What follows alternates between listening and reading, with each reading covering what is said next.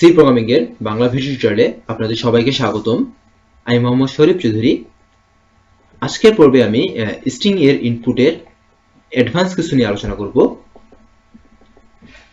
গত পর্বে আমি বেসিক কিছু শুরু করেছিলাম, তো সেই ধারাবাহিকতায় আজকে শুরু করছি। প্রথমে আমি একটা ক্যারেক্টার টাইপের অ্যারে ডিক্লেয়ার করছি str এবং এর সাইজ দিচ্ছি 100। এর মানে হচ্ছে যে আমি যে স্ট্রিংটা নিব সেটা হচ্ছে সর্বোচ্চ 99 ক্যারেক্টার থাকতে পারে সেখানে, এবং 99 ক্যারেক্টারের বেশি আমি নিতে পারবো না। এবং মোট 100টা ক্যারেক্টার থাকবে এবং একটা নাল ব্যাকস্ল্যাশ 0 যেটাকে বলা হয় সেটার জন্য রিজার্ভ করা, এবং বাকি 99টা আমি ইউজ করতে পারবো। সো প্রথমে আমি scanf ফাংশন ইউজ করব %s, এখানে আমি এম্পারসেন্ট দিতে পারবো না। কারণ কি? কারণ হচ্ছে যে স্ট্রিং ক্ষেত্রে এম্পারসেন্ট দিতে হয় না, str, এবং প্রিন্ট করব %s, str। আমি স্ট্রিংটা ইনপুটে নিব এবং স্ট্রিংটা প্রিন্ট করব। এভাবে ইনপুট নিতে হয়, এভাবে প্রিন্ট করতে হয়। সো এবার আমি প্রোগ্রামটাকে রান করি। প্রোগ্রামটা রান করে দেখতে পারবো যে আমাকে এখানে ইনপুট নেওয়ার জন্য কিছু বলা হচ্ছে, এবং আমি এখানে ইনপুট নিব। ইনপুট নিচ্ছি hstu, এবং এটা চাপার সঙ্গে সঙ্গে আমাকে hstu-টা শো করতেছে, তার মানে আমার ইনপুট নেওয়ার সিস্টেমটা ঠিক আছে। গত পর্বেও আমি ঠিক এই পজিশনে ছিলাম, এবার আমি আরো অ্যাডভান্স যাচ্ছি। একটা বিষয় চিন্তা করি যে আমরা জানি যে scanf স্পেস পাওয়ার পর কাজ করা বন্ধ করে দেয়। তো সেক্ষেত্রে যদি আমি এখানে লিখি hstu স্পেস দিয়ে দিনাজপুর, সেক্ষেত্রে কি প্রিন্ট করবে? অফকোর্স hstu প্রিন্ট করবে, কারণ যখনই স্পেস পেয়েছে তখনই কাজ করা বন্ধ করে দিয়েছে। কিন্তু প্রোগ্রামের ক্ষেত্রে এখন সবসময় প্রায় অনেকক্ষণ দরকার হয় যে সম্পূর্ণ লাইনটা প্রিন্ট করার। প্রায় এই জিনিসটা দরকার হয় যে আমি যতটুকু নিয়েছি, যেমন আমার নাম হতে পারে মোহাম্মদ শরীফ চৌধুরী, সেক্ষেত্রে কিন্তু মোহাম্মদ স্পেস দিয়ে আমি কিন্তু জিনিসটা লিখবো, এবং সম্পূর্ণ নামটা যখন আমি ইনপুট নিব তখন শুধুমাত্র যদি মোহাম্মদ চলে আসে সেক্ষেত্রে কিন্তু ব্যাপারটা অড দেখায়, আমাকে সম্পূর্ণটা ইনপুট নিতে হবে। এবং এজন্য খুব বেশি পরিশ্রম করতে হয় না, আজকে টিউটোরিয়াল দেখলে আপনারা সেভাবে নিতে পারবেন। এখন hstu দিনাজপুরের মধ্যে আমি শুধুমাত্র hstu নিতে পেরেছি এবং স্পেস পাওয়ার কারণে জিনিসটা বাদ হয়ে গেছে। আচ্ছা, এখন আসি স্ট্রিংটা ইনপুট নেওয়ার ক্ষেত্রে আমরা কিছু ফিল্টার করতে পারি। কিরকম ফিল্টার? যে আমরা নির্দিষ্ট কিছু ক্যারেক্টার নিব, এরকম ফিল্টার করতে পারি। যেমন আমি যদি চাই যে আমি যেইটা ইনপুট নিব সেইটা হবে শুধুমাত্র এ থাকবে, এ ছাড়া অন্য কোনো কিছু থাকলে আমি ইনপুট নিতে পারবো না। এরকম বলি, আমি যদি এখানে চাই যে আমার ভ্যালিড ইনপুট হবে, আমি যদি এ এ এ দেই তাহলে 3টাই প্রিন্ট করবে, এ দিলে 1টাই প্রিন্ট করবে, 2টাই দিলে 2টাই প্রিন্ট করবে। যখন আমি বি দিব তখন এ 2টাই প্রিন্ট করবে, বি প্রিন্ট করবে না। কেন প্রিন্ট করবে না? কারণ এটা ভ্যালিড না, কারণ আমি চাচ্ছি শুধুমাত্র এ। এই কাজটা আমি scanf এর সাহায্যে করতে পারবো ফিল্টার করে। কিভাবে সেই পদ্ধতিটা দেখি।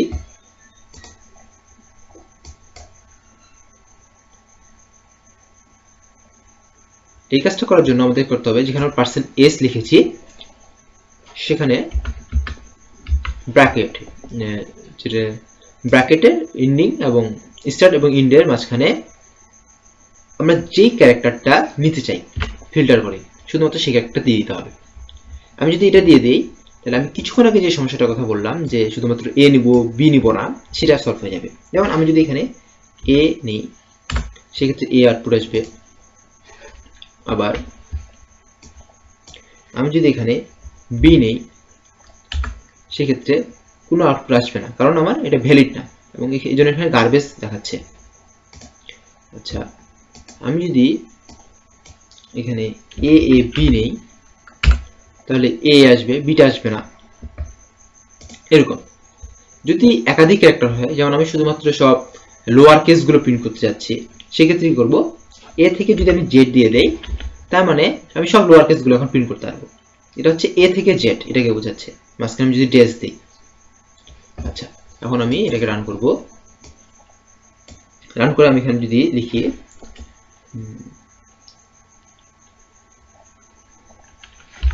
HSTU দিনাজপুর, দিনাজপুরটা আসবে না এখন। আচ্ছা HSTU লিখলাম, তাহলে HSTU চলে আসবে। এখানে যদি আমি লিখি HSTU তারপর লিখলাম HST, আমি ইউটা বড় হাতে দিচ্ছি, তাহলে শুধুমাত্র HST আসবে, ইউ আসবে না, কারণ আমি এখানে বড় হাতে দেইনি। ব্যাপারটা মজার যে আমি এখানে যে ক্যারেক্টারগুলো দিব সেই ক্যারেক্টারগুলো আসবে। আচ্ছা আমি এখন এ থেকে যে লেখা পরে আমি যদি এখানে একটা স্পেস দিই সেই ক্ষেত্রে কি হবে? এবার আমি রান করব। রান করে আমি যদি দেখি HSTU স্পেস দিয়ে দিনাজপুর, সেক্ষেত্রে কিন্তু গোড়াটা চলে এসেছে। কেন চলে এসেছে? কারণ ওই যে আমি বললাম ফিল্টার করার, আমি এখানে যে ক্যারেক্টারগুলো দিব সেই ক্যারেক্টারগুলো এখানে ফিল্টারে চলে আসবে। আমি স্পেস দিয়েছি, তার মানে এখন স্পেসটা ভ্যালিড ইনপুট হিসেবে নিয়ে নিয়েছে এরা, এবং এটাই। এখন আমি যদি এটা না দেই, সেক্ষেত্রে যদি আমি স্পেস দেই সেক্ষেত্রে কিন্তু সেটা নিবে না। HSTU স্পেস দিয়ে দিনাজপুর দিলাম, সেক্ষেত্রে কিন্তু নিবে না, কারণ হচ্ছে যে আমরা স্পেস পেয়েছি। সো আমরা বুঝে গেলাম যে কিভাবে একটা পুরো লাইন ইনপুটে নেওয়া যায়। তার মানে আমি যদি এখানে শুধুমাত্র সবগুলো নিতে চাই, যে এ থেকে জেড নিলাম, তারপর স্পেস নিলাম, বড় হাতের এ থেকে বড় হাতের জেড নিলাম, তারপর জিরো থেকে 9 নিলাম, তার মানে আমি পসিবিলিটি সবগুলো নিয়ে নিলাম। এরপর অনেক একটা থেকে ড্যাশ ড্যাশ ড্যাশ, তো এতগুলো নিতে হবে শুধুমাত্র এক এক লাইন ইনপুট নেওয়ার জন্য, তাই নয় কি? এই সমস্যাটা এড়ানো যায়।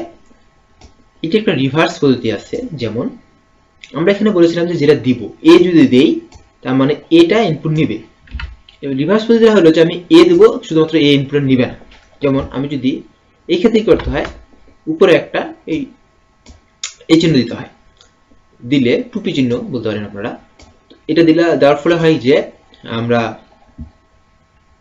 শুধুমাত্র এ বাদ দিয়ে বাকি সবগুলো ইনপুট নিবে। যেমন আমি SDFE তারপর যদি এ দেই, এইখানে এটা শুধুমাত্র ইনভ্যালিড, বাকি সবগুলো ভ্যালিড, যতক্ষণ পর্যন্ত ভ্যালিড পাবে সেই সবগুলো নিয়ে নেবে।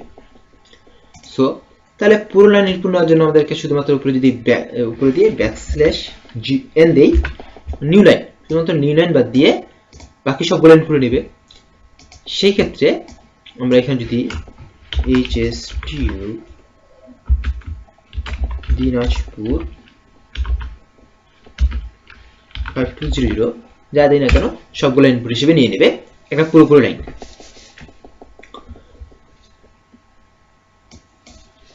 এই গেল অ্যাডভান্স কিছু। এবার আসি যে এই সম্পূর্ণ লাইন ইনপুট নেওয়ার জন্য একটা ফাংশন বিল্ট ইন আছে, সেটা হচ্ছে গেটস ফাংশন।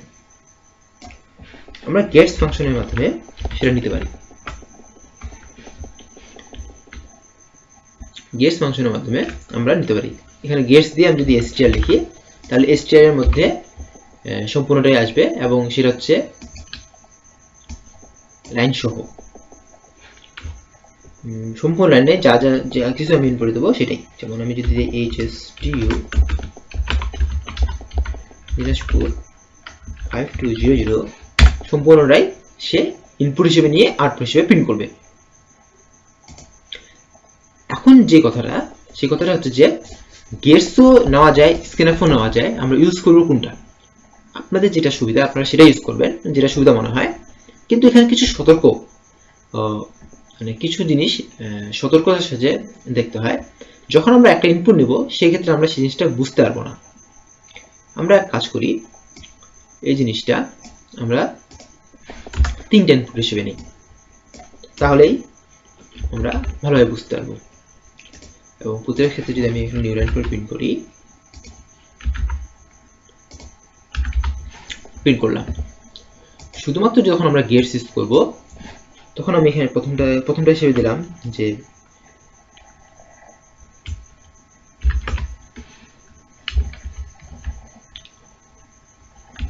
হিসেবে দিচ্ছি যে hstu, এটা চাপলাম, hstu প্রিন্ট করলো দিনাজপুর, এটা চাপলাম দিনাজপুর প্রিন্ট করলো 5200, এটা চাপলাম 5200 প্রিন্ট করলো। আপাতত দৃষ্টিতে কোনো প্রকার সমস্যা নেই, কিন্তু সমস্যাটা আছে। কোথায় সমস্যা?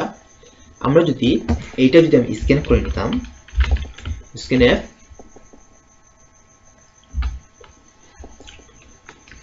%s দিচ্ছি এবং ধরে নিচ্ছি যে আমরা স্পেস কাউন্ট করব না, সো শুধুমাত্র %s দিয়ে আমি নিচ্ছি। সেই ক্ষেত্রে আমি যখন hstu দিব, এটা চাপলাম, তারপর আমি যদি দেখি দিনাজপুর, এখানে অটোমেটিক্যালি কিন্তু একটা স্পেস হয়ে গেছে, নিউ লাইন। কেন হয়েছে সেটা বলবো। এটা চাপলাম, প্রোগ্রাম টার্মিনেট করে আবার একটা নিউ লাইন প্রিন্ট করছে। এখানে একটা দেখার বিষয় যে আমরা কিন্তু এখানে 3টা ইনপুট নিতে পারবো, এখানে 2টো ইনপুট নিলাম। এটা আসলে কেন হলো? এটা হওয়ার কারণটা হচ্ছে যে এই গেটস যে ফাংশনটা, সেটা নিউ লাইন টাকেও একটা ইনপুট হিসেবে গ্রহণ করে। যেমন আমি যদি এখানে স্ক্যানএফ না দিয়ে শুধুমাত্র গেটস দিতাম,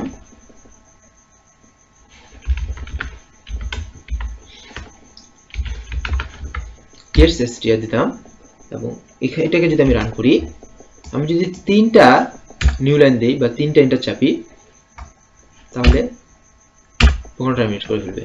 কারণ কি, এই সে নিউ লাইনকে একটা ক্যারেক্টার হিসেবে গণ্য করে, মানে নিউ লাইন পেলে টার্মিনেট করে, বাট মানে একটা ক্যারেক্টার হিসেবে গণ্য করে। সরি, বলাটা ভুল, মানে নিউ লাইনকে সে ইন্ডিং হিসেবে নেয়। মানে আপনি যখন নিউ লাইন পাবেন তখন তার মানে হচ্ছে যে আপনার ওইটা ইনপুট নেওয়া শেষ। স্ক্যানএফে কিন্তু সেটা হয় না। স্ক্যানএফে হচ্ছে আপনার নিউ লাইন পেলে প্রোগ্রাম টার্মিনেট করে এবং ওই নিউ লাইনটাকে গ্রহণ করে না, কিন্তু গেটস কিন্তু ঠিকই গ্রহণ করে। যখন আমি স্ক্যানএফ ইউজ করতেছি, শেষে একটা ইন্টার চাপার সঙ্গে সঙ্গে একটা নিউ লাইন পাচ্ছে, সেই নিউ লাইনটা এই স্টেয়ারের মধ্যে চলে আসতেছে এবং নিউ লাইন স্টেয়ারের মধ্যে চলে আসা মানে হচ্ছে যে আমার এই যে ফাংশনটা আছে, এখানে আমি যে স্ট্রিংটাতে ইনপুট নিচ্ছি, সেই ইনপুটের শেষ, মানে আমি ওই ইনপুটটা নেওয়া হয়ে গেছে। এখন দেখুন, আপনি যখন এখানে একটা ইনপুট দেওয়ার পরে ইন্টার চাপতেছেন, মানে সেই ইন্টার চাপার আগ মুহূর্ত ব্যাপারটা স্টেয়ারের মধ্যে স্টোর হচ্ছে, এবং যখন গেটস ইউজ করতেছেন, এবং এটা কমান্ড দেখি, যখন স্টোর হচ্ছে, স্টোর হয়ে সেটা প্রিন্ট করতেছে এখানে, সেটা প্রিন্ট করতেছে এখানে। ওটা এরকম যে আমি যদি এখানে hstu যখন দিয়েছিলাম, hstu লিখেছিলাম, যখন ইন্টার চাপলাম, ইন্টার মানে হচ্ছে যে \n, এই স্ক্যানএফটা গ্রহণ করে \n এর আগ পর্যন্ত, আর গেটস গ্রহণ করে \n পর্যন্ত, এবং সেটাকে তখন নালে রূপান্তর করে ফেলা হয়, মানে সেটাকে ইনপুট হিসেবে গণ্য করা হয় না। আচ্ছা, hstuটা যখন আমি এখানে যখন এইচটা নেওয়া হলো, তখন এই জিনিসটা hstuটা থাকার কারণে সেটা str এর মধ্যে, এই str এর মধ্যে স্টোর হলো, এবং hstuটা তখন এই str এর প্রিন্ট হলো। এইখানে যখন আমার ইনপুট নিতে যাচ্ছে, তখনই যখন নিউ লাইন পেয়ে গেছে, তার মানে আমার ইনপুট নেওয়া শেষ হয়ে গেছে, এইটার ইনপুট নেওয়া শেষ হয়ে গেছে। এবং যেহেতু hstuর পরে এবং এই নিউ লাইনের আগে কোনো ক্যারেক্টার নেই, সেহেতু এই str এর মধ্যে কোনো ক্যারেক্টার স্টোর হবে না, ফলে এখানে কোনো কিছু প্রিন্ট করবে না, কোনো কিছু প্রিন্ট করবে না। এইটাই হচ্ছে। তবে ব্যাপারটা এরকমই যে আপনি যদি গেটস ইউজ করেন, সেক্ষেত্রে অফকোর্স আপনাকে স্ক্যানএফ এর সঙ্গে গেটস ইউজ করতে গেলে আপনাকে অফকোর্স একটা সতর্কতা অবলম্বন করতে হবে।